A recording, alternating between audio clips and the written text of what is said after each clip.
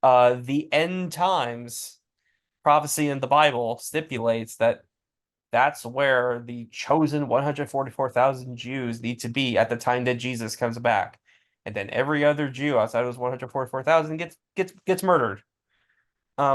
So there's a lot of really disgusting things that go on in that narrative. And again, you can be a Jewish person who's against what Israel is doing, like Bernie Sanders, Naomi Klein, Glazer himself, and you'll get labeled as a self-hating Jew.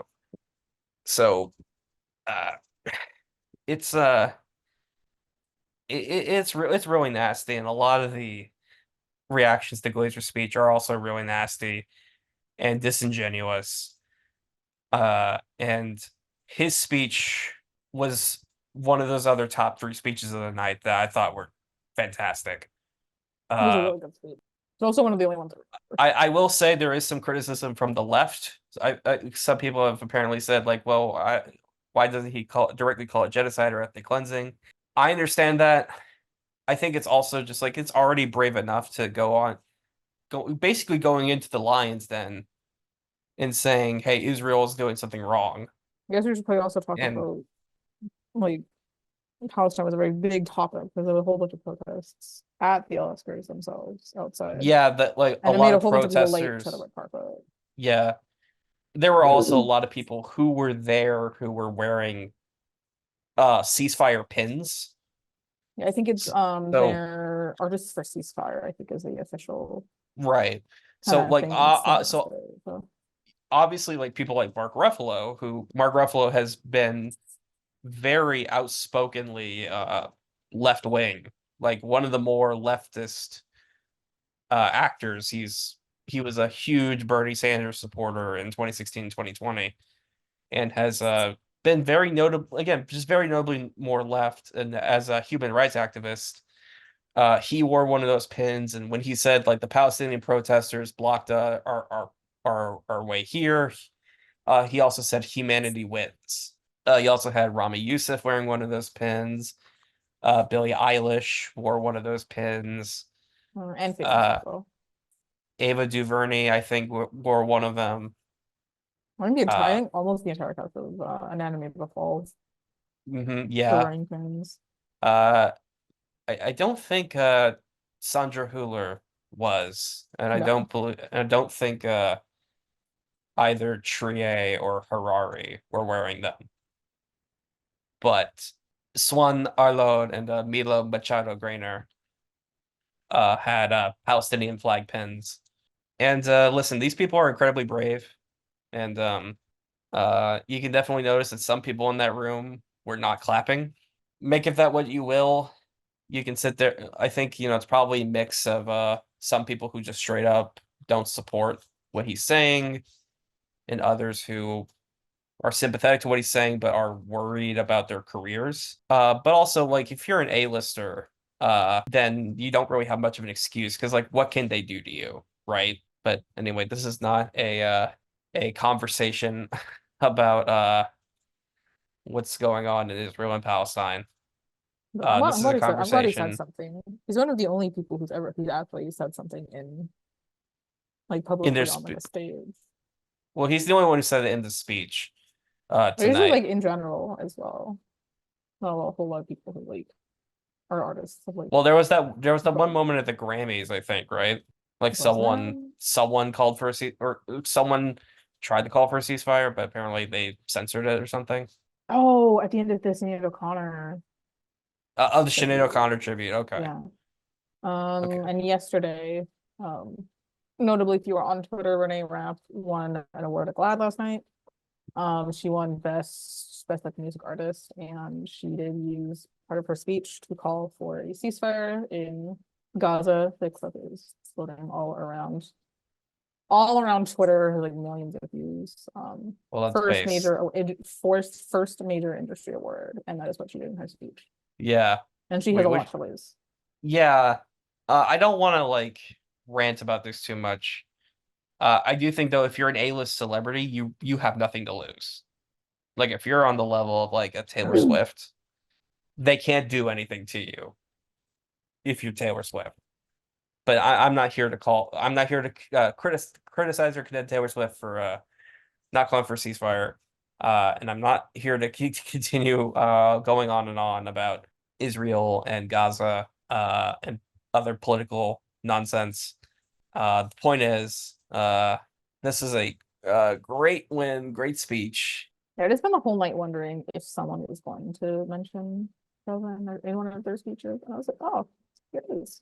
This is one of the coolest winners of the category, I think, and I mean, I going to don't be know. like one of the most memorable films to win this category as well. I think I've Eh, liked most of them. I think I've liked most of the winners so far.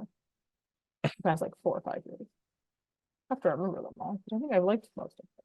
Anyway, the award after this was Best Supporting Actor, which was presented by Ke Huy Quan, Tim Robbins, Sam Rockwell, Christoph Waltz, and Mahershala Ali.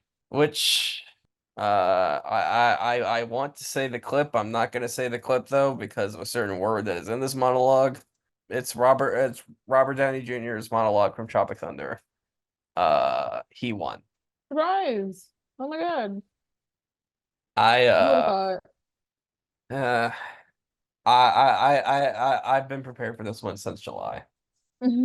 I've accepted it.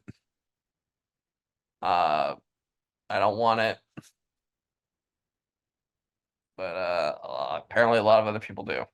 I guess we'll talk about this the controversy of him apparently not shaking Ke Huy Quan's hand. Oh, Jesus fucking Christ. Something that I People are did not making a notice while watching the broadcast, mind you. people are making a big mound on a mole out of molehill. Are you gonna mention the one that happened doing actors too? I'm sorry, what now? Oh, people, I don't know what, I don't know if people are mad that Emma Stone did it or didn't do it.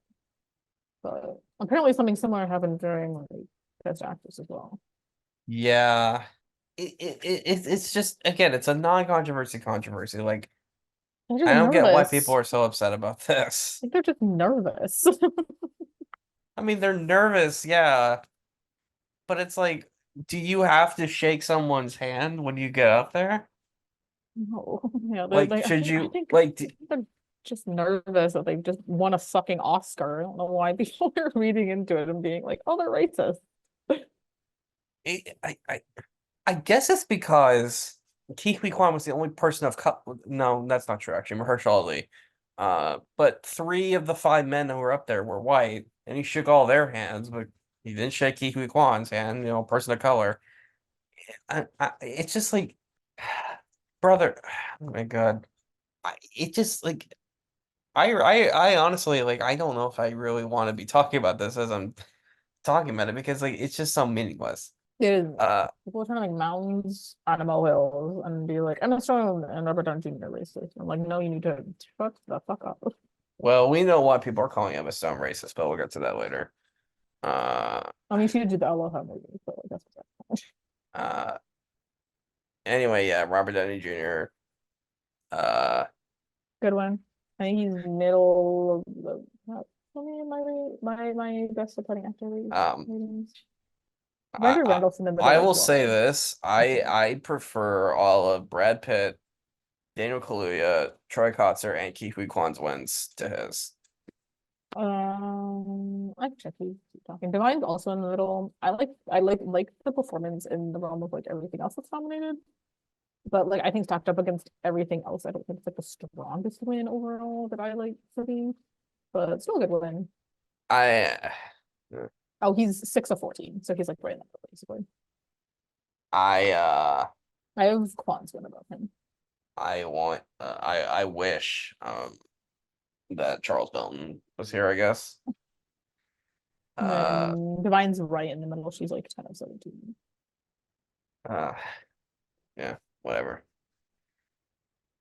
Again, just gonna pretend this one was for Tropic Thunder.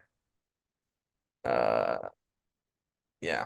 Okay, then Oscar nominee Danny DeVito, which I have to note, the only reason he is an Oscar nominee is because he got a Best Picture nomination for Aaron Brockovich of all movies. And I'm not kidding. Was a producer on that? Yeah, he was. And so Frank Reynolds himself and Arnold Schwarzenegger Also presents very random. Also very random, by the way. it's no, this one's not as random, and the reason for that is because they were in a movie called Twins several years ago. It's a comedy movie. I haven't seen it. They're supposed to make a movie called Triplets with Eddie Murphy a long time ago. I don't know if that ever. I don't think that ever came to fruition.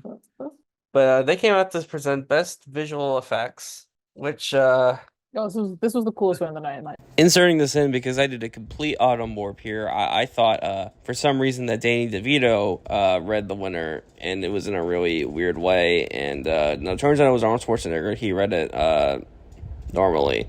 So yeah, my apologies for that autumn orb. I will watch 5 Family Guy episodes for that. Such a cool win. I kind of wish I'd actually predicted it. Same. I didn't have the balls to predict it. I didn't have the balls. Like, I knew it was possible. I just didn't have the balls to do it. Yeah. I was getting like a gut feeling. I was like, I think Godzilla is winning. I did not have the balls to predict it. Yeah. Yeah. You know. But really, really, really, really, really cool win. It is a cool win. I feel like a lot of little- people have I think pointed they're out. I think they're little Godzillas they brought everywhere with them. They brought them to the ceremony, and they're in their Oh, like, did you see Oscar their portrait photo. shoes? Oh yeah. Yeah. Like they brought their little figurines. They're in the photo with their Oscars. That was so cute. It's the first Godzilla movie to ever win any Academy Award. Oh which yeah, is I saw which it. is cool. There's a lot of people who pointed out the visual effects are not perfect.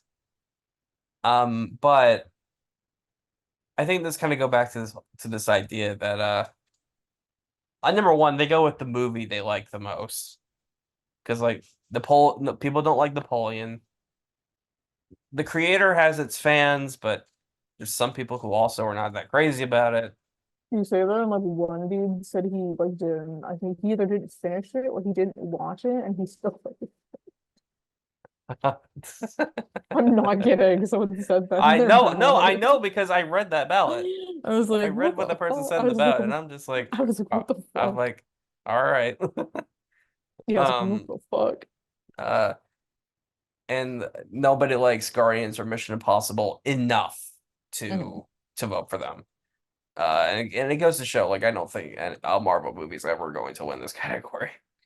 But I think it kind of speaks to this idea that like people don't like the fact that Hollywood is inflating their budgets for really shitty visual effects, while over in Japan they don't spend that much money on their visual effects. They're more conservative with their budgets, and the visual effects actually turn out really well. Which, to be fair, they don't pay their visual effects artists, so I've heard that's apparently the Bake Off was like really cool. yeah, it's a bit of a double-edged sword, but I think it does kind of speak to that a little bit, to where like I think there is a backlash against the studio system to one degree or another, which is ironic considering the Best Picture winner. But It was really cool. I think it was like the best one of the night. I have a different choice for best one of the night, but I think that's more about This is the most quality. inspired. I think this is one of the most inspired ones. It was really cool. Well, it's still not my choice for the most inspired win. That's coming up in a little bit. I think I got your quiz. But no, yeah, this is cool. I think what's also cool is the director of this film actually got to win the award, Oh yeah, that was really cool. which I believe is the first time since Stanley Kubrick, of all people, won for visual effects for 2001: A Space Odyssey. And that was his only competitive Oscar win ever. I think that's really funny. Not director, not picture, not screenplay, visual effects. Kind of like Wes Anderson. Yeah, I loved this one. It was really cool. I kind of wish I predicted it. I just didn't have the balls to do it, unfortunately, which was a little sad. Yeah, neither did I. I was not one of these Godzilla deniers at all. And it wasn't even really an upset. I'm pretty sure it was #1 on Gold Derby. It was #1 on Gold Derby, yeah. Like, I'm not Yeah. surprised it won. I wouldn't have been surprised if the creator won either, because I have heard the effects Yeah, I are would be more great. surprised if like Napoleon won. Yeah, because I know people even who don't love the movie are like the VFX now, like they're really, The visual effects and the creator are immaculate. So yeah. I'm really happy with both of them. I would have been happy with either of them. they also presented best film editing, which obviously went to Oppenheimer. Shocker. Shocker. Ooh. In my opinion, I don't know how much of a hot take this is. I think this is the best of all of Oppenheimer's wins. That editing is outstanding. I'm really bad at judging anything, so I do not have it. I mean, it's not just like keeping up with the pacing and everything, but also like the way certain sequences are edited, the cuts that are made, and like, obviously the Trinity test sequence is a really excellent example. Like I think this is an all-timer best film editing win. And Jennifer Lame also, I think she's one of the new goats Really good resume at this too. point. Someone on In Twitter here, posted her like resume of because films that she's done, and she's a good resume. she's awesome. Hereditary, Marriage Story, Manchester by the Sea, even Tenet, like she's awesome. And I'm really excited that she has an Academy Award now. So I think she's incredible. That's a female winner, which is cool. We love female actors. She might be the next Thelma Schoonmaker, who ironically is in this category. Yeah, film editing, I think is probably my favorite category, just because like I think it's obviously really essential to the film, but also I am at heart an editor, and I pay a lot of attention to editing in films, and so for that reason, it's just kind of like the editing. Like I look at the editing, and I don't know. I feel like I have a good read on film on editing. I have a really terrible read on that thing. I need to get better at it. I really That being said, I might need to watch the holdovers again because I'm not exactly sure why that's nominated in editing, other than they just like the film. Yeah, I need to get better at judging and But editing. I think it's the only category that I like don't predict in advance because I don't know how to predict it. well, I mean, then again, we don't know anything in advance. To be honest, to be fair, um, I mean, yeah, but like I can't. I don't predict editing until like January.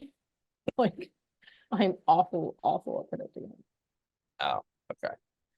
'Cause I just don't know enough about the category, so or enough about just editing itself. So Okay, well then, America Ferrera and Kate McKinnon come out to present the awards for best documentary short film and documentary feature film, and documentary short film. And I'm really glad that I made this last minute change because it paid off. Went to the last repair shop. I'm happy taking the I would have been. See how sad I would have been if I predicted the last repair shop at ABC's a book getting one. You know how sad I would have been. I mean, it was in the back of my mind, but I would have been very, very sad. I told my friend y- I was like, I'm happy to take the L on this one. but yeah, this last minute change, unlike a different last minute change, kind of last minute change, I guess. That didn't pay off. This one really paid off. That story about the fundraiser Mm. for the school, that definitely meant something. I'm really happy I'm really happy with last repair shop when I would have been very, very upset. ABC's a book banning. I mean, so listen, bad. I wanted 99 WIPO, but I will take this for sure. This makes it so that Ben Proudfoot joins a very elite club. Well, really two very elite clubs of people who have won this specific category twice, and also people born in the 90s to win 2 Oscars. I mean, we'll So get to this conversation later. that's About cool. young people winning Oscar. Yeah, he did get a second member of that club later tonight, and I think you and I both know who that is. Billie Eilish joined a very Yeah, good win. And the documentary Good one, feature, again, very expectedly went to 20 Days of Mariupol. unshocking. Other third greatest speech of the night. Awesome, I awesome. also like win. I liked his speech as well. His Uh, speech is really good. his DGA speech also really good. It's the first Ukrainian film to ever win an Oscar in any category. But yeah, I really like that win. Good one. Loved it. It's a really brutal documentary, and perhaps we won't get It's definitely one of something the as brutal this one year. of the more like depressing films to win documentary. Typically, it's very motivational and uplifting, more motivational and uplifting documentary film. Even Vivaldi had a very like motivational kind of Well, feel to it, or more motivational feel. It wasn't that kind of as speaks to it wasn't something as here because I don't think it wasn't any of as the depressing. nominees here were particularly uplifting. You could argue, no, you could argue Bobby Wine. Bobby Wine people said something. I wouldn't personally. I think it was more But uplifting. More uplifting. the others certainly weren't. Like Eternal Memory was depressing as hell, and Four Daughters is bleak in terms of its I think it's the subject most matter, like, and I think it's so the is To most. Kill a Tiger. I mean, I think it's the most. Like the 5%. Well, It's a really I low guess bar. It's a very low in a bar. sense, if you know the story of To Kill a Tiger, it could be uplifting, but I don't think the movie really portrays it that way. No, I think Bobby Wine people's presence is the most like more like the most like uplifting, I still wouldn't call it uplifting motivational kind of I still wouldn't documentary. call it uplifting, to be fair though. Motivational. I don't know. That was what I'm going Uh, for. Not depressing as fuck. Bobby Wine is not depressing. yeah, no, 20 Days deservingly won this award. I guess I don't think another Russia-Ukraine film is gonna win this year. I think this year they might be like they might go with something different. I was gonna say. My I was gonna hope say is it's a that very important there isn't conflict, some but like, tasteless Israel-Gaza film oh that comes out god. and wins, because that would be I was gonna say like the Ukraine-Russia conflict is obviously very important, but yeah, I don't need it to win a third. I don't need to win 3 years in a row. yeah. I think I need to see the more uplifting documentary next a lot year. of people are talking about this movie that came out in Sundance, Daughters winning, which that's Netflix, I think. There's been a lot of people who were talking about the possibility of that film winning. I didn't see it, Okay. I've heard it. Yeah, but I've heard of this. It's about like kids whose like fathers aren't very well. yeah. I don't think Girl State's getting nominated, by the way. I've seen it and I don't think it's getting nominated. It's very good. Well, they didn't even nominate Boy State, so Which is why I don't think Girl State's getting nominated, unless the doc ends up just being very dead. But I think they should just shoot for I would Emmys. like to see Union get nominated about Oh yeah, well, Christian Smalls, because I thought it was very good. yeah, unless I think Girl State should just shoot for Emmys, but Girl State is very, very good. I quite liked it. So then Zendaya presents best cinematography, which obviously goes to Oppenheimer. Shocker. Ooh. I wish this came out in a different year so that Poor Things could have ran away with this award. That or Ben Hoytema wins for Nope, and then Robbie Ryan wins this year. Because, yeah, I don't know. I don't know how you look at Poor Things and not think this is the most beautiful cinematography like you've ever seen. I'm glad that Hoyt has an Oscar though. Yeah, he does. I'm glad I'm Hoyt has I'm an just gonna Oscar. pretend it's for Nope though, because Like, why am I gonna complain about Hoyt having an Oscar? yeah. I mean, I like them win more than All Quiet's win. Not that I don't like All Quiet's win, but yeah, I like All Quiet. I did, which I do like it. And I do think this is better. That's what I'm trying to say. I think Poor Things would have been the best one of the decade, though. I would like one. I would have been a really cool one. I will say this though. I agree with him encouraging DPs to use to shoot on film instead of digital, because film looks so much better than digital, and yeah, war movies need to shoot on film. I will forever advocate for this. Anyway, live action short film, Issa Rae and Rami Youssef come out to present this. Obviously that goes to the wonderful story of Henry Sugar, although Wes Anderson was not there. No, he was prepping for his new movie. Yeah, in Germany. the new movie where, when the trailer comes out, they're gonna advertise Academy Award winner Wes Anderson. I love that Wes Anderson won. I don't love that he won in this category, but I'm glad he won an Oscar. It's very, as I referenced earlier, Stanley Kubrick getting his Oscar for visual effects. Yeah, I don't love that he won in the shorts categories because I like when more smaller up and coming directors win in the short categories, and I think he just kind of won because he's Wes Anderson, if I'm being super honest. Yeah. But I'm happy he has an Oscar. I don't love that it's in this category. Yeah. This is also the first time since 2019 I got all 3 shorts categories correct, which made me happy. I also got all 3 shorts categories right in 2019. I don't know how, but I got them right. And I got 1 out of 3 last year, which I was like, God, I want to get 3 for 3 again. And it happened this year. It happened this year, so I'm excited about that. I can't remember which one I got wrong last year. I know I haven't gotten them right since like 2019. Last year I did not. I got Elephant Whispers wrong because I was kind of convinced that Stranger at the Gate was going to win, and I stubbornly went against Boy in the Mole, the Fox and the Horse. Oh, I got them all wrong. Oh, that's really? Oh wow. Which I just want to say, yeah, I didn't think that Boy would win. I got 2 out of 3 the couple years before that. Missed Colette 1 year and then Windshield Wiper the next. And then the first 2 years I predicted, I actually got all 3 shorts categories correct. I'm like looking, I don't know So- how I got these all wrong. But first time for everything. I got them like all wrong. I don't know I hope how. I hope I don't ever get them all wrong. Yeah. A little puzzling, but yeah. And the year before that, the only one I got wrong was the best windshield wiper because no one thought it was gonna win. But I think everyone got that. Yeah, most people did. Most people said Robin.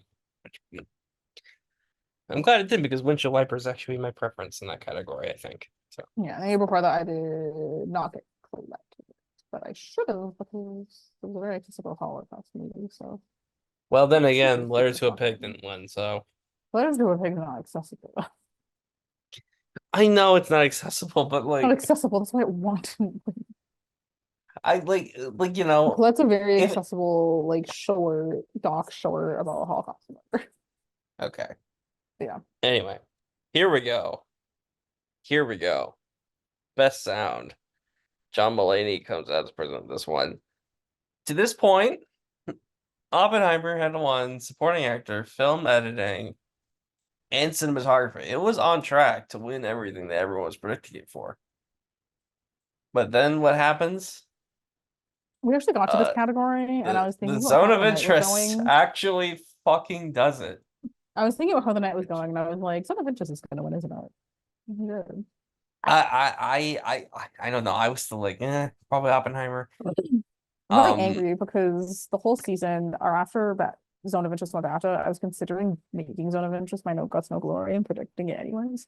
And I did not, and I'm very sad. And then it lost MPSC, which and then I got cold feet after that. And I was like, oh, it's probably just Oppenheimer, but should have taken the risk. by the way, that MPSC win looks so much more embarrassing after this.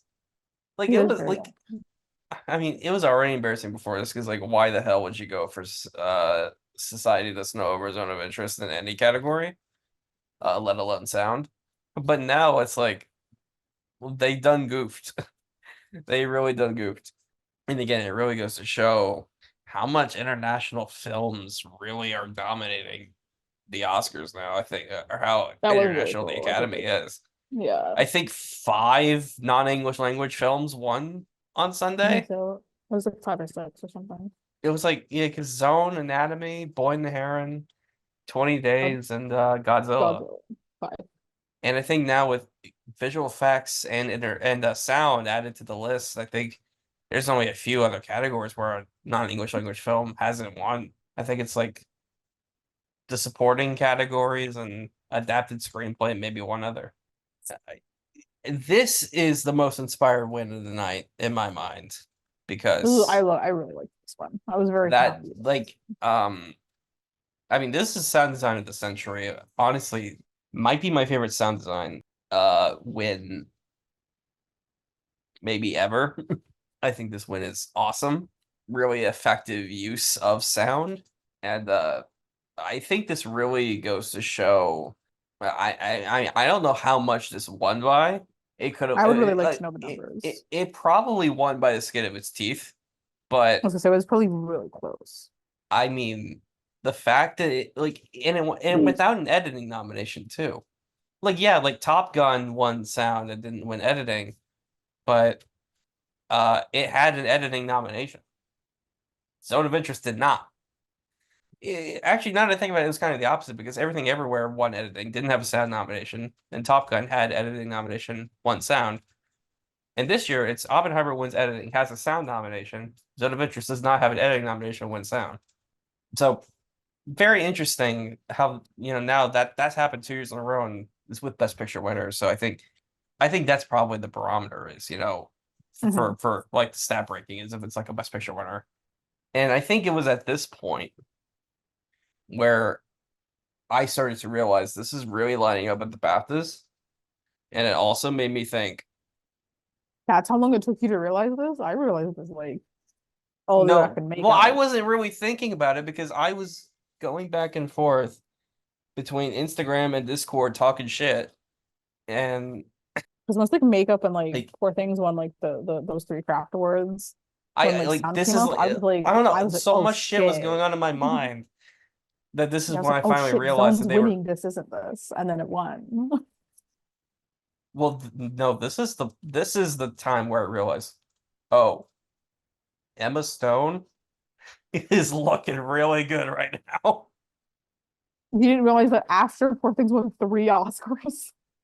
Well, I did, but this is Like you this is didn't when think it that really after it won this is costumes. I okay. I did think like it's like, oh, that looks really good for Emma. But it was this when the bathroom thing really snuck in, I was like, oh, she's just winning now, isn't she? Oh my God. This is embarrassing. Yeah. Uh Amazing Gwen. Let's move on before I keep morbing myself harder. Cynthia Erivo and Ariana Grande present the music categories. Original score and original song. Score, no shocker, Oppenheimer. Ooh, Ludwig 2-time Oscar winner now. goes from scoring Community to winning two Oscars. Thank you. We're happy for him. Also a producer of Donald Glover's music. So that's cool as well. He also Uh, produced some of Haim's first album, I believe, because he's friends with them. oh yeah, that's right, isn't it? It's the only reason they have a song on the Trolls soundtrack. I think they asked him about it. But But he- yeah, this is yeah, it's a cool win. And I think he's a Tony away from an EGOT now. Unless he didn't win an Emmy and I'm misremembering. But I'm pretty sure he'll won an Emmy for something. I just ruthless spelled with his name. Oh, he does have an Emmy. He has an Emmy for The Mandalorian. That's He has what I two. thought. He has two actually. Okay, for The so Mandalorian. he's only a Tony away. He is a Tony with Yeah. Has he has, to, yeah. yeah, he has multiple Grammys. He has like 4. So. Time to turn Literally Oppenheimer just to a music. Time to turn Oppenheimer to a musical. Yeah, he literally just won a Grammy this year Give for a Oppenheimer. Louis Strauss and a rap number. Um. Anyway, original song, which obviously goes to Billie Eilish. For Absolutely no what was it? shocker What was they made whatsoever. for? I do want to talk about the performances though, because if they voted not based on the songs themselves, but based on the performances on the night I'm just kind of, of would have won. I'm just Ken absolutely would have won. Oh man, I that thought I actually only oh no, I did come back for the performance sometime. Oh, it was good. I still don't really get the hype around that the song. performance was awesome. I really I still mean, wish I got the hype around the song. well, I'm biased because I do get the hype around it. It would be my vote. It's very And male of you, George. look, I Very don't dude really of you, care about George. this. I don't really care about this category And so like when it I comes still to think this Dance the category Night. and I still like think Dance the Night should have been all this performed. all the That would have been a songs, great performance. Dance the Night would have been a great performance all at the this Oscars. all the songs when I come down and I listen to all the songs, I just like just give it to the fun song, And which is obviously I don't care for the I'm just fun kidding. songs. Which They're is like not my obviously I'm just vibe. kidding. That was what Not to was last year. Like that's like the type of like shit I would vote for if I were an Oscar voter in this That is category. not the type of shit I vibe with at all. I don't care for any of it. I I mean and I mean it reflects the nominations too because like I wanted like I would have wanted Camp Isn't Home to be nominated here, I would have right? wanted Campus and Home to be nominated. That was a very sweet song. I also I mean but honestly to be honest with you, I think I'm just kind of the only one in the category I would personally nominate because I mean I would have picked Quiet Eyes from Past Lives. I liked Eye for an Eye from John Wick Chapter 4. Meet in the Middle from Florence Sun. Dance the Night, I do think is a better song than What Was I Made For personally. That's more of a me I'm gonna thing kick you. because I'm gonna walk to Nashville. Walk to Nashville. All right, I'll see you in a month. But Dance of the Night would have been such a good performance I at the mean, Oscars. I'm so sad that was not performed. I mean, People would have killed even it. I mean, considering that it's not that you can't have three songs in the category, which I think if you were allowed to have three songs, it would have been nominated. It would have been a would have kicked out Kills of the Flower Moon, unfortunately. Yeah. Which is a little unfortunate. Well, it could have also kicked out American Symphony, but I don't know. I think considering that and the fact that it wasn't nominated, I think it would have been kind of annoying if they allowed it to perform. Like kind of like how they did We Don't Talk About Bruno a couple years ago, where it's just like, why are you performing a song that is not nominated? I don't care. Let it be performed. It would have been. I still think that it would have been a great opening to the Oscars to have Dance the Night Well, maybe performed as an opening. well, I was gonna Even say though it was maybe cool. they should change the rules to allow three songs, but actually I kind of prefer the fact that only two songs are allowed in because that's just sucking up air. Like imagine if La La Land had three songs nominated, right? I do think, ironically, when me and my friends did our awards, we actually did not nominate. I just kidding. We nominated Dance the Night instead. We also nominated the song from The Hunger Games. Oh, the Olivia Rodrigo song. Yeah. Olivia Rodrigo, another artist I don't maybe it's just the young Gen Z female pop artists that don't click with You're me. also not into pop music. I'm also not. That's right. I like my Like, hip I don't hop know why and you like Olivia Rodrigo and because you're not my into pop music. folk Simon and Garfunkel shit. Not into pop And music at 70s. all. Yeah. Well, I like art pop, I guess. Like Japanese Breakfast or Caroline You're or not into Caroline. you're not into white girl pop. Yeah, I'm into like art pop, like Caroline Polachek and Japanese Breakfast. I do think it's a good song. What was I made for? Performances were I okay. like it better than No Time to Die, but it's just like, I don't know. Just not for me, The I only guess. performance I didn't actually care for was actually probably the John Pepsi song. Did not care for it. The I performance think was a the little performances boring. were all good. I Yeah, also need the song. even freaking Fire Inside, like I had to admit, okay, that performance was good, even though I really it don't was like just the the song. song. I did not care for that American Symphony song. I really listened to a lot of like John Baptiste, but didn't really care for the song. I Fire mean, he's a Inside, ironically, really not that talented song. performer. So I really liked Billy's. I really liked Billy's performance. yeah, that performance is It was good really too. good. All of her performances that she's done it have been But really good. I liked her reaction afterwards, where she saw everyone giving her like a standing ovation. I think I know she was very moved by that. I think I'm just Ken will stand as like the top performance for me for a long time. I really wish I understood but it's really lonely when you don't care for the song. I like this. I like the well, moment in the hey, you know what? movie. I get it. I get it. I like the not moment in only the movie, but I have never listened to it outside of the movie. The song, like on its own. I get But it because like again, it's kind of like me with Billie Eilish, right? But I'm happy for Billie. She beat an 87-year-old record previously held by Louise Reiner for the youngest two-time Oscar winner. Louise Louise Rainer, Renner, the yellow face lady. who I Uh, believe was 28 when she won. wow. And then Phineas and Billy are both younger than 28. So Billy, I think Well, is Phineas 22. is that second person I alluded to earlier, along with Ben Proudfoot, to be Okay, like he's the only other 27. person born in the 90s to win 2 Oscars. He is 27 and Billy is 22, 20, 23 this year. So, and she's still Yeah. the only person born in the 21st century to win an Oscar. Now she's, Again, makes me feel shitty about myself.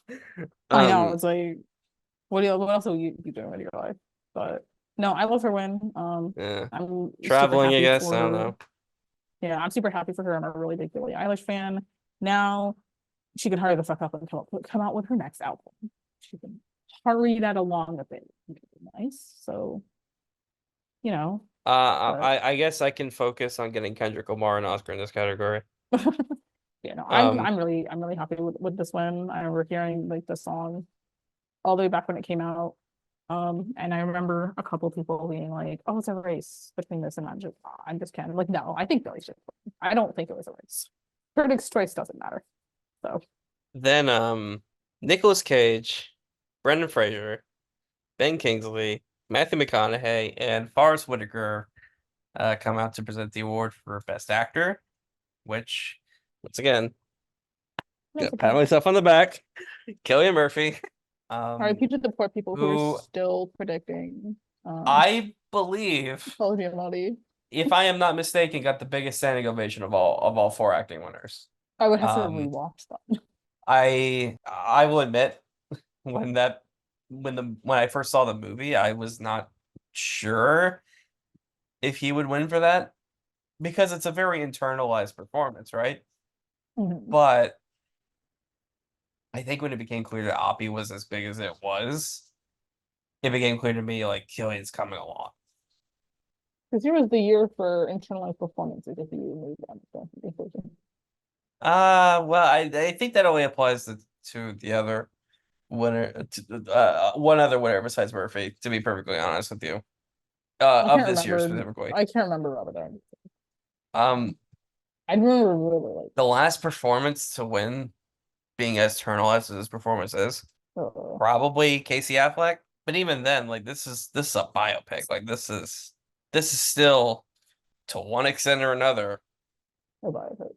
But people forget transformative. about, I think people forget about that it's about Yeah, he it kind of leads me into this thing about like it's kind of weird like the who they got to present the specific nominees. Like I'm not sure why Ben Kingsley specifically presented Murphy. Is it because he also won for a historical epic that won Best Picture? Or why is Brendan Fraser presenting Jeffrey Wright? some I very think interesting far decisions. I think Forrest Whitaker presenting Coleman Domingo makes sense. I think Matthew McConaughey presenting Bradley Cooper makes sense. I can understand Nicolas Cage presenting Paul Giamatti, which by the And I'm sure way, I felt that with the actress with who they picked to introduce. Nick Cage presenting to Giamatti his little blurb there I thought was was really good. I also like Nick Cage just in general, like both ironically and unironically, I need to if watch that more of makes his any stuff. sense. I need to watch more of his stuff. Um, I haven't really explored a whole lot I with haven't seen his the movie stuff. he won an Oscar for yet. I should get on that. But I do really like him as an actor. I I also could maybe see like if he gets the right role, Nick Cage could maybe win a second Oscar sometime in the near future. Like I think that'd be interesting to see if that might happen. I mean, yeah, I think he needs to depend on what roles he ends up taking.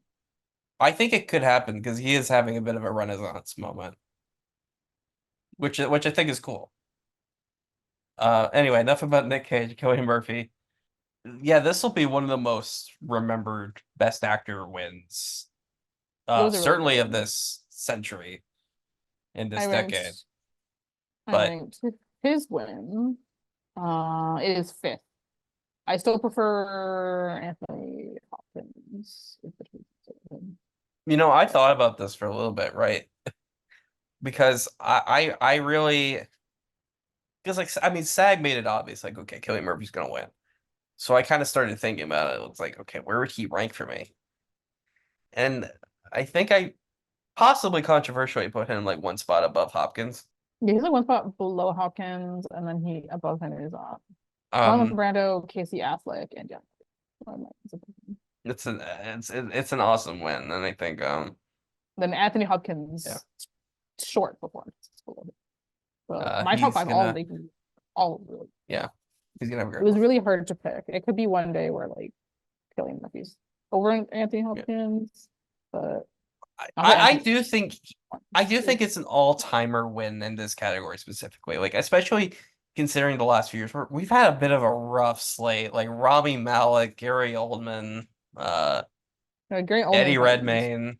Gary Oldman is my least favorite winner in this category so far. I'm sure that'll I change as I have. I'm sure that'll change as I more as I watch I them. I've only seen 16 of them, to be clear. Anyone listening, I've only seen 16 of them, but he is my least favorite. Did not care for the movie, didn't care for the performance, didn't care about anything related to that movie. I thought it was very, very boring. Who is my least So, favorite? I want to know. all in above it, I have Robin. My lowest is Rami Malek.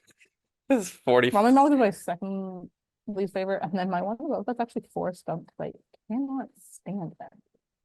I don't like that movie either, but I think he's very Sorry, good. Tom Hanks. Um, Sorry, Tom Hanks. yeah, I'll rewatch it's it. Malek. I'll rewatch it again and try to It's separate the performance from the movie. it's Malek, then Redmayne, then Crow, then John Voight, and then Gary Oldman. That's the bottom five.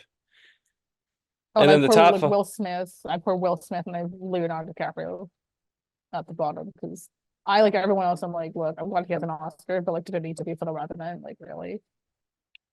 I do defend that performance in that film. So You I'm think he not. should I have won an can't. Oscar for it over like Wolf of I, Wall Street? I wouldn't have given it to him personally, but Like the do I performance is think do good, but like do it's a I think it's win. do I think it's a good win? Yeah, I think it's a good win. Yeah, Like who's you your have number to. one? Just so we don't spend too long. But who's your number one? Uh, Daniel Day-Lewis, There Will Be Oh, Blood, which okay. is Very standard answer. popular. Then it's Jack Nicholson and One Flew Over Cuckoo's Nest, and then it's I hate that I'm saying this because of who this person is, but Spevin Oh, Casey, who American oh. Beauty, because he is excellent in that film. Where do you And have Casey then Affleck? Where do you have Casey Affleck in? right below him, Okay. and then Murphy actually. So Really? yeah, and then like, I guess just around at the top 10, then Hopkins, then is it F. Murray Abraham? Yeah, F. Murray Abraham for Amadeus, then De Niro, then Peter Finch, and then Adrian Brody. So, that I hate that Casey Affleck is like such a shitty human being because I think he's considered one of the best actors of all time. I hate that he's such a shitty well, person. same with Kevin Spacey too, honestly. I know, it's like, God, why you be so good? You're like one of like my favorite best actor wins. You're a shitty human being. Yeah. Like, Unfortunately, everyone that's loves him that's a for lot it. of Yeah. these famous winners. It's like, they're horrible people, but they're great artists. Yeah. I have a lot of blind spots in the best actor category though. So Well, we spent a lot of time talking about that. Best director, I wonder who Steven this was. Spielberg comes out to present the award to Kevin Sorbo for I know. Left Behind 2: Rise of the Antichrist. Oh So my Justin God. Trier won this category. It was a big Uh, surprise. no, No Christopher figures. Christopher Nolan won for Oppenheimer, obviously, and also, unlike communism, is not used to treat sickness. I'm sorry, that's a terrible joke. I'm referencing a stupid tweet that Kevin Sorbo made one time. I mean, listen, The I can fanboys sit can shut here. up now. Uh, That's what I wanted to say. yeah, that's something I can say. Like, I can sit here and I can say that, right? Like, I can say, well, now the Nolan Sims can shut up and crawl into the Black I mean, Lodge they for they Twin won't. Peaks for the rest of their life. I mean, they won't shut up, but like But we can hope they can. I will admit, fucking hell, my words are falling apart. I will say I am glad that this happened. Not necessarily because of that, but I do think, like, if Nolan is going to win for any film, or was going to win for any film rather. This makes a lot of sense. And Yeah. in a way, he does deserve it for his contribution to cinema. Even if I personally don't consider him one of the greatest directors of all time, like a lot of other people do, I do think it is nice that he has won an Oscar in a sense. And it is, unlike Stanley Kubrick, not for a director and for picture and not for um visual effects. But his speech was great, and I like the fact that they had Spielberg present it as a That was cool. yeah, because Spielberg, because their trajectories were similar, and their first directing Oscar wins were also similar in a sense. But yeah, that was great, and one of the best director lineups that we've ever had too. So It was a really good best director lineup. So Alexander yeah, Payne was. Not just because of everything around him, but like I'm like, do people really like I like the writing a whole like the directing? I mean, I do think Alexander Payne's a strong director, but yeah. I mean, I think it's. Uh, I mean, I don't think the direction's bad, but like I think that I mean, the I screenplay of will that say movie is this: significantly better than like the directing. I think that's the kind of standout for me. if I was going to change it in any way, I would put Celine Song in there because I think what she did with Past Lives is I tremendous. really wish I loved that movie. Like, I really do. It's very lonely. Actually, not very lonely because go to our other Discord. Well, And yeah, it's really just the Oscar expert server. I'm sorry. like, Uh, but like on film Twitter, it's a very lonely world. Not loving this movie. Actually, what is lonely is not loving Are You There, God? It's Me, Margaret. I have not found another person who thinks it's good but not great. I'm alone on a little island there. it's kind of lonely. It was It's kind of lonely lonely. for me last year to predict, or not to predict, but to not love Top Gun Maverick. Oh God, everyone knows. Everyone in Discord knows. I was very, very confused about why people thought that movie was so good. Yeah, I didn't love Edge of 17 either, so I think it's just the character. I think I don't vibe with the type of coming of age movies she did, which is weird because I love coming of age movies. Okay, Alas. this is gonna be another very off topic thing. When I was seeing Dune Part 2 last week, I was outside the theater waiting on my Uber, and I saw a poster for this Christian movie with Hilary Swank, and I looked Ordinary at Angels? yeah, and I looked at the credits, and the director of Are You There, God's Me, Margaret is one of the writers, which I'm like, oh my God, what is this? I also don't know why I knew the name. But no, it's fine. God. All I'll right. just do this Anyway, again. let's just go ahead and let's talk about the big one, the big category everyone's talking about. Best actress. I technically said it last week. I changed, but I said it. Sally Field, Jessica Lange, Jennifer Lawrence, Charlize Theron, and Michelle Yeoh came out. And before we get to the winner, let's just note the weird actors presented. Not sure why Michelle Yeoh was presenting to Sandra Hüller. It I would didn't make more understand sense. that either. It would make more sense if she did for Emma Stone. I don't know why Jennifer Lawrence was presented to Lily Gladstone. See, I would have given Jennifer Lawrence to Emma Stone. But I also don't I understand. I was guess really confused. I was very confused by her presenting to Lily Gladstone.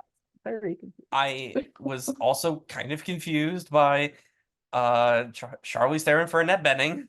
I guess Jessica Lange for Carey Mulligan makes sense, but I again, I didn't understand just, that one either.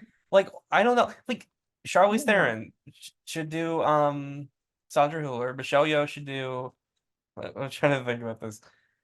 Michelle Yeoh could do Emma Stone, or Jennifer Lawrence could do Emma Stone. Sally Field does Annette Bening, and then Who's doing Lily? um uh shit. God damn it, I've tied myself into a knot. Oh God. Whatever. Doesn't matter. I was just like, I wonder like how they determined who was going to say what for each person is Yeah. also what I would really, Um, really like to know. Anyways, Emma Stone won. And I did technically say Emma Stone last week. I know I backtracked, but I did say Emma Stone last week. God, listen, I want said- to. First of all, I want to send my deepest sympathies to Josh Barham on Next Best Picture because this is the first. This is his Best Actor streak. Got morbed this year, so very sorry to you, sir. Said all season that I was sticking with Emma Stone, no matter what, even after Lily won SAG, and I backtracked on that, and it bit me in the See, ass. oh God. I was like, I'm gonna stick with Emma all season. Number two. even though Lily won Actually, let me get to number SAG. two. I want to apologize to everyone on the Film Ball server who told me to stick with Emma, and I did. I also would like to tell my gut to go fuck itself because God, My gut wasn't telling me this, anything. this was just so I'm kicking myself. My gut told me Lily. My gut It's a can go fuck double-edged itself. sword because on the one hand, Emma is my favorite performance of the year. Like I am ecstatic about the fact that she won. But on the other hand, I'm pissed off because not even a week before I switched to Lily, and I'm My just gut was like, all over the place, but by the end, my gut was like, oh, it's probably just Lily. It's probably I'm just just like, Lily. Oh my God, can go fuck God, itself. you know what should have told me that something was wrong? When she The didn't make fact BAFTA? that, well, that, but also the fact that everybody was saying, oh, it's a close race. It's a close race. It's closer than last year. It's 50-50. And yet all those people were going for Lily Gladstone. I was gonna say everyone switched to Lily. And and I was getting like I terrified. should have known that. And I was like, man, maybe there's something wrong about this. I I think pointed that that out on Twitter. I was like, why is everyone switching to Lily? I'm scared. oh God, I'm now looking at this and having sat on it for a little bit, Emma should have been obvious, even with the SAG win.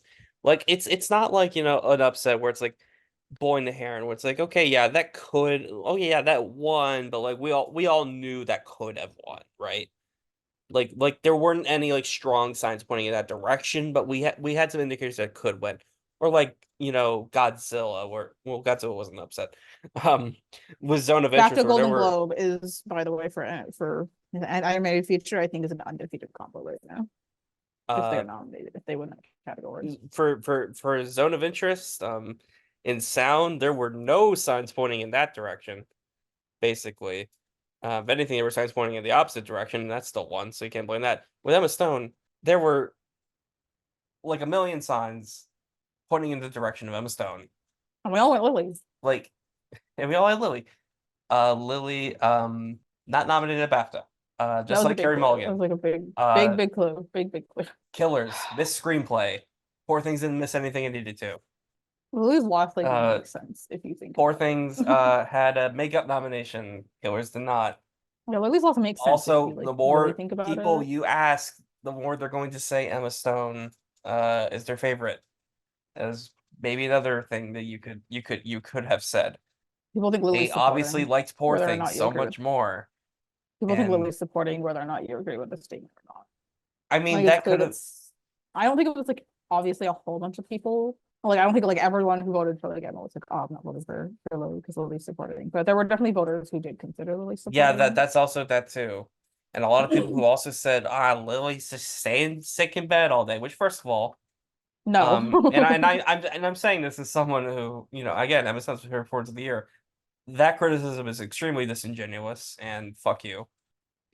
It's just like I feel so stupid because like the signs were so obvious that it was going to go in that in the direction in hindsight.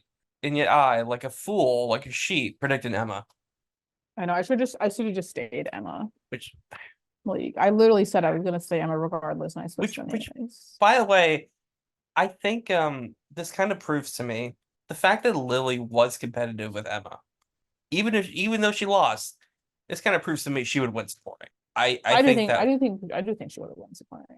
Like I think I'm happy she I went think lead. 'Cause I know she really, I know she really wanted to go lead. I know she's very proud she went lead because I afforded a lot of opportunities for her. She has a whole bunch of movies, right. Like it and was her TV shows. decision, but But yeah, I think if she had gone supporting, I do think she would have won. Not to discount Divine Joy Randolph's win. I think her win is great. I think her performance is great.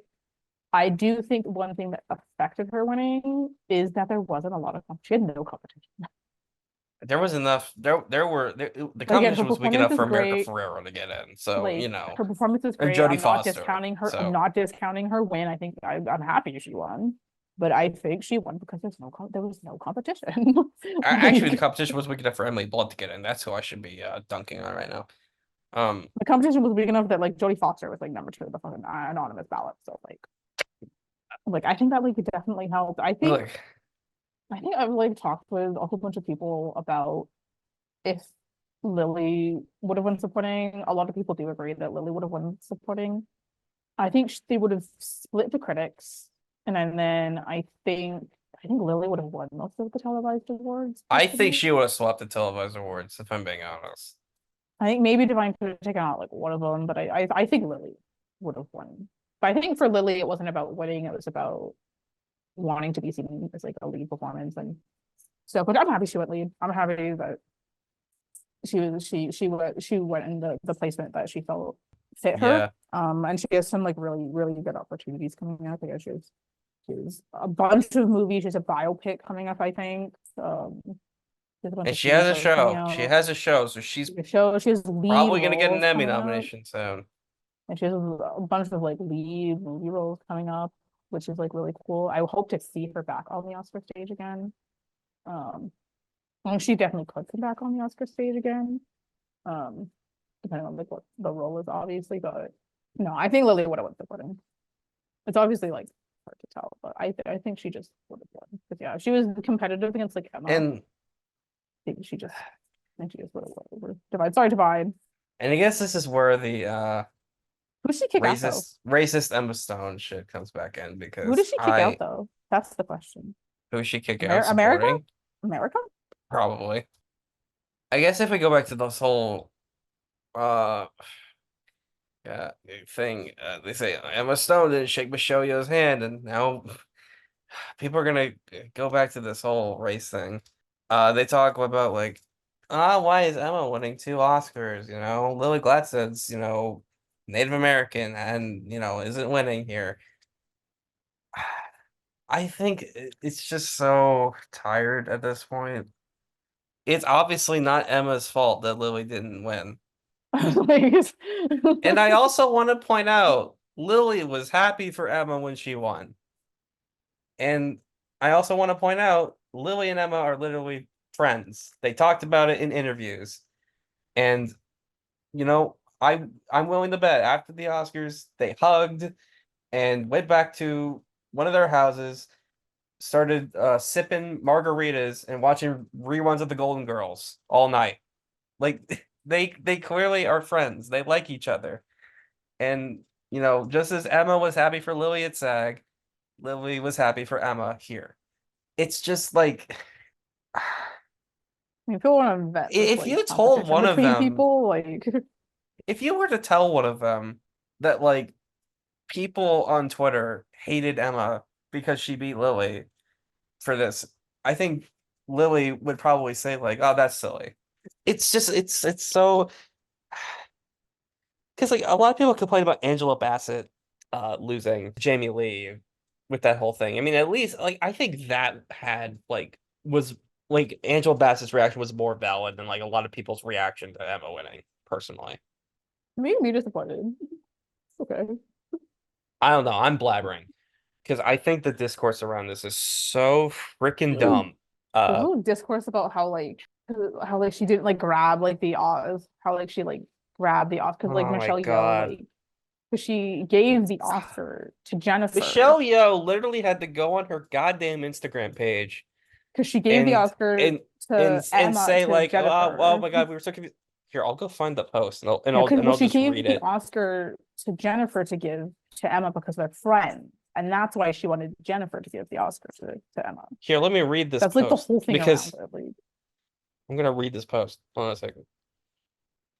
Congratulations, Emma. I confused you, but I wanted to share the glorious moment of handing over the Oscar to you together with your best friend Jennifer. She reminded me of my bae, Jamie Lee Curtis, always there for each other. It's like literally the whole like thing. It's like it's like for her to have to come out and say, guys, this is not this is totally different shit. It's like God, oh, just God, find her friend.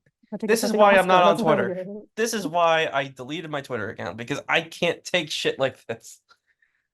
Oh my God. Overall, I'm happy with the win. Emma's win. Where do you have Emma's win? I have Emma's win very high. I have her very high. This is my favorite performance of the decade. She is 6 of 21. Sorry, Michelle Yeoh. I have her third of 46. I have her 6 of 21. I have above her in order. I have Brie Larson for Room, Julianne Moore for Still Alice, which is like performed I really, really love. Jennifer Lawrence for Silver Linings Playbook, Jodie Foster for Silence of the Lambs, and Natalie Portman for Black Swan, which is a very common. The only two above her, because obviously she's number 3. Liza Minnelli for Cabaret is number 2, just going in the order you're going in. And then my number 1 is Elizabeth Taylor and Who's Afraid of Virginia Woolf. Not Butterfield 8. That performance is not very good. But in Who's Afraid of Virginia Woolf, she's phenomenal. And then fun fact, my least favorite Best Actress performance is Barbra Streisand and Funny Girl, because I don't know what it is about Barbra Streisand, but I have not liked any. I've only seen her in 2 things, but I don't know why. I don't like any. My least favorite Best Actress winner is Sandra Bullock in The Blind Side. By the she's way, number 20. She's number 20. God, I think that also performance for is some awful. reason, I will tell you, also, as someone who is from the same area of the world where she is from, that accent is terrible. I also don't like Sandra Bullock for some reason. Like literally no reason. Just as an actress, don't like her. Don't know why. Like almost anything she said. I also I was gonna say ironic that Elizabeth Taylor, favorite Best Actress winner, she won her 2 awards in I think a similar time frame that Emma won hers. So that's cool. It also brings up this this interesting point. Do you think it's possible because she is doing all these really interesting roles now that Emma could come back and win a third? Yes. I kind of think so too. Like yes, on like no questions asked. I think she. I don't think it's when. I don't think it's if. I think it's when. I do think Emma will win another Oscar. Now the question becomes, can she win 4? That I don't know. I don't know if she'll win 4, but I think she'll win at least 1 more. Now another question is, I don't know which one. Will she win an Emmy for The Curse? No, probably not. I want it to happen, honestly. So they probably like probably not. I would love that. I want that. So like to if she happen. keeps working with like Yorgos Lanthimos, who's doing pretty well on that Best Actress. She is I don't know if you read because the hit produce came out literally while we were recording, but she's doing another year. Oh no, this is Jesse Plemons is starring with, and another Yorgos Lanthimos movie that Emma's doing. There's like 3 projects lined up, man. Wait, hold on a second. This was announced while we were recording? Yeah, and then news came out. Jesse Plemons is gonna star with Emma Stone in his remake of Save the Green Planet. Oh, that I already found out about that film, but I think Jesse Plemons, I think is Jesse Plemons. Yeah. Emma Stone has like 3 or 4 more projects to throw the book. So that's insane.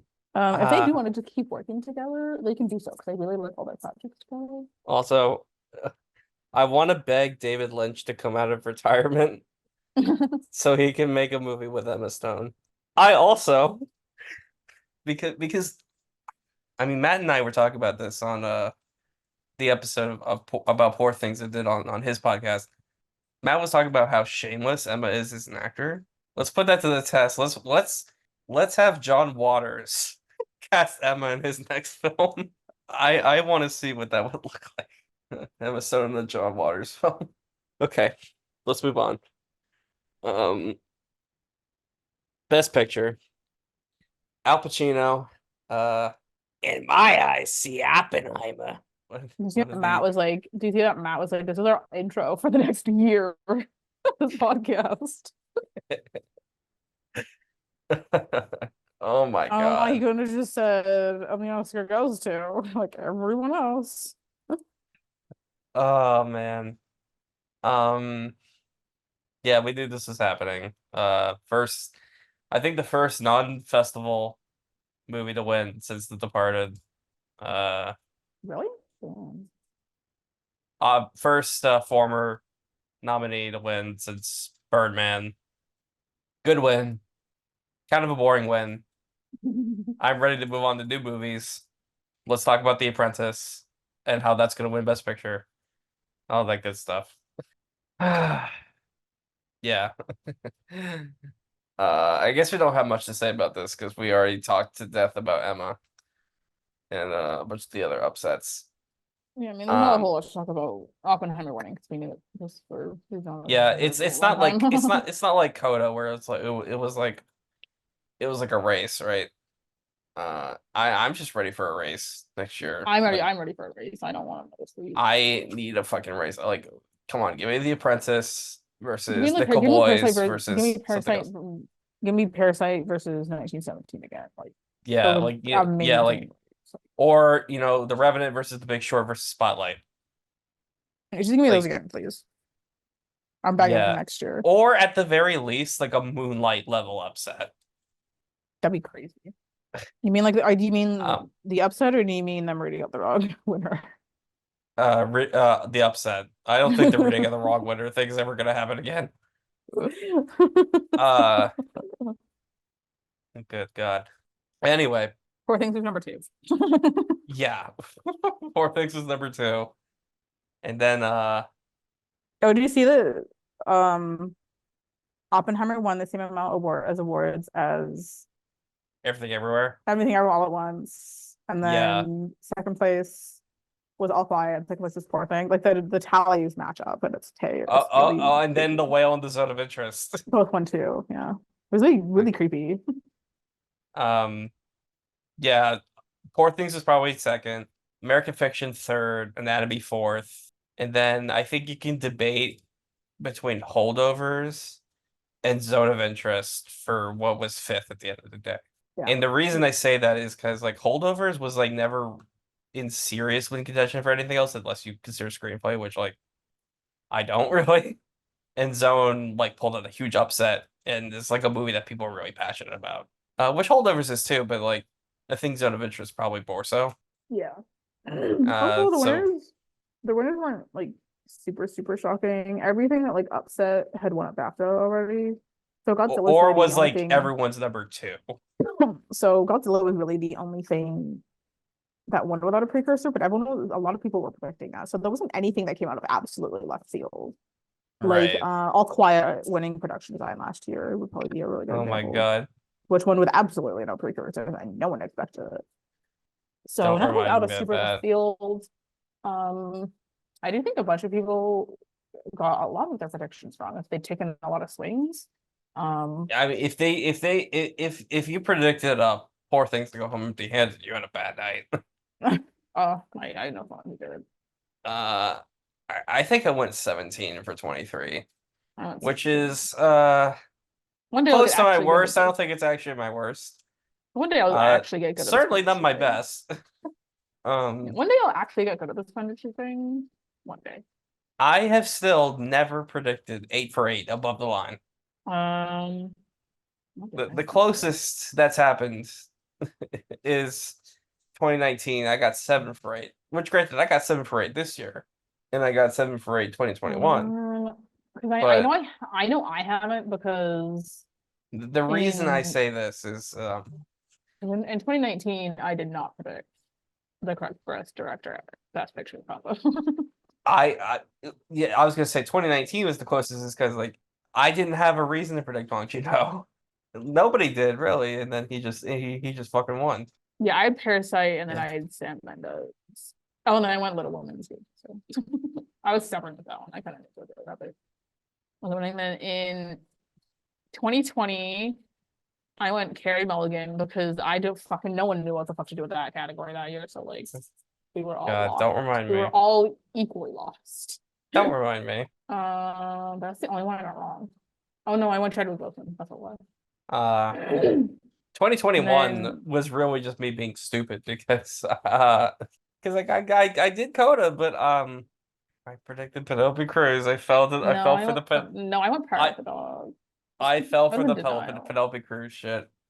And this Oh, and year, I was obviously, like I fell for Lily Gladstone, which was more reasonable, obviously, but yeah. Oh, and I was never gonna go Jessica Chastain because I stuck with Kristen Stewart for literally a year and a half. So that was all staying. No guts, no glory. Yeah, I predicted her for what did last year? Last year I missed Oh Brendan no, I went Fraser Kate. I went Kate. and I Jamie went Lee Kate and Curtis. Austin. Yeah, I went Kate and Austin Butler. That's what it was. One day I will actually get all these above the line. Right. Yeah, So- I hope so too. Oh, my Golden predictions aren't correct for the Green Book year. They're really wrong. I actually have my actual predictions. Oh no, that's a lie. I went 8 for 8 in 2017. I don't know how, but I did. Oh, I did not in 2018. 2018 was the year I didn't follow the Oscars at all, but I went the favorite in original screenplay. And that's the only one, I got wrong. My Golden predictions are wrong. So. Well, we're gonna do a thing we do every year, or we did every year on Gold Derby Horses, and now we're going to carry it over to Oscars Mafia. Your best and worst calls of the season. And I've already got an answer for I'll go ahead and get my worst out of the way. I said at the beginning of everything Oppenheimer would beat Mank. That obviously was brain dead of me to say. Or maybe not brain dead, but like it was obviously wrong. I don't know if But I have any good calls. my answer for my best call, and I'll always be proud of this. Right after Anatomy of a Fall won the Palme d'Or, I said that's the best picture contender. I don't know if I had any good calls. And like a week after, I put it into my top 10, and I said, guys, this is coming. This is gonna get a Best Picture nomination. I don't think I had any good calls this season. They're all bad. Even when some people refuted it. Hold on. I have my year in advance. Hold on. I didn't have any good calls this season. They're all just really mid, I think. I love bad calls though, in terms of who I thought was gonna win. I don't know. I try to believe the Oscar season as a whole because I have a whole list of all of my bad ones. I thought Barbie was gonna be a lot more of a thing until it kind of showed that the industry really didn't kind of care about it as an Oscar contender. That's another thing we could talk about after you find your answer. I guess my good call. I don't know the only person who made this, but I had Zone of Interest in picture like right after it won. At Cannes. I kept it in like all season, or almost all season. It was in my year in advance. I'm actually very surprised about, but really about it. A lot of my calls were really, really terrible. I'm like looking at my year in advance predictions, all awful. Oh, I did weirdly enough call Annette Bening in my year in advance predictions of all things. That's another one of my call calls Annette you can say is the Bening. worst, because I said, like, you know what, they're just gonna ignore the obvious bait ones that like we all predicted at the end of the year, and they're gonna go with something cooler like Sandra Hüller, which, to be fair, I was half right because Sandra Hüller did get nominated, but Yeah, that's Annette like Bening one of my did. So that's one of my really weird Yeah. year in advance predictions that I had. Yeah. Like, so I that don't- is why whenever Long Day's Journey to the Night comes out, because that movie apparently seems to be in limbo. Whenever that movie comes out, I am not moving Jessica Lange out of my top 5. I don't know. That movie needs to exist because that movie is just Yeah. not having a good time. No, I don't think I pulled anything else. All my other predictions are real crap. Real crap, I'll tell you. Yeah, no, that's literally it. All my other predictions were crap. Hoping my next year advance predictions are a little better. This is probably some of the worst I've done on my year advance predictions, but yeah, no, that's it. I just am really terrible. I did not hit the class this season. What did you want to bring up about Barbie? About Barbie, I think at first I was like, I don't know, but then You asked me what I wanted to bring up about it. Yeah. I think a lesson to be learned is if you're a populist blockbuster, even if you get nominated for Best Picture, they're not going to take you that seriously. Yeah, they did. Unless you're Dune, which has like some of the biggest like technical achievements like of the year, just objectively. Which you could say that about Barbie too, but it had poor things going up against it. And also I think the fact that I mean this happened with Top Gun too, where Top Gun, I think a lot of people watched that movie and was like, yeah, I like that movie, but I don't know if it's a Best Picture movie, right? I think that's kind of the key, right? Mhm. Like if people say, yeah, I like it, I don't think it deserves Oscars, that's This is kind of a red flag. yeah, that's a red flag. Yeah. Because people don't say that about Dune, but they do say it about Barbie and Top Gun and pretty much every Marvel movie. So that's Yeah. why those movies are not taken that seriously. That being said, I don't think Dune will win any of those lines until Messiah. I think it's still just gonna. Oh, I don't think it's gonna win anything either. As a matter of fact, I'm gonna go so far as to say I don't think Villeneuve is gonna get a Best Picture or Best Director Oscar unless it is for Messiah or something that is not Dune. I think If he pulls a wow. Nolan and does a biopic, then that's why I think he gets his Oscar. I think Or like Messiah is if really well received. I think if Dune wins anything above the line, or if Rendezvous with Rama is really good, he can I win think for that. if Dune was to like win anything above the line, it would be It's gonna be because Messiah. I agree. It's gonna be I Messiah do because agree. it's the ending of like the like trilogy and like Paul's story, and Villeneuve, he says he's ending after Messiah, or he's kind of involved in the franchise because that's where Paul's story ends. So I still don't see any acting nominations for it, or anything like that. Considering like Lord of the Rings, I think was only given to Ian McKellen, and that fucking slapped with like 12 awards. So oh, I did stick with my gut and keep Barbie in all year. I did a lot of people on Twitter had a lot of doubts about Barbie being able to get in Best Picture at all. And I'm really glad that I stuck to my guts and kept it in all year. I know I'm not the only one. I'm not alone. Very happy I stuck with my guts on that one. So All right. Well, that's it. I think. it was a I long season. It was a long season. ready to talk about new movies. Yay. I'm ready to watch new movies. I'll watch the Best Picture winners. I'll watch some. I'm gonna be watching a lot of doppelganger movies. Weird niche. And reading some books as well. It's for a screenplay. So don't. So that's what it's for. And we'll come at you, a little bit throughout the year, and we'll do early predictions at some point next week. So yeah, stay tuned for that. Yeah, good night. Good night.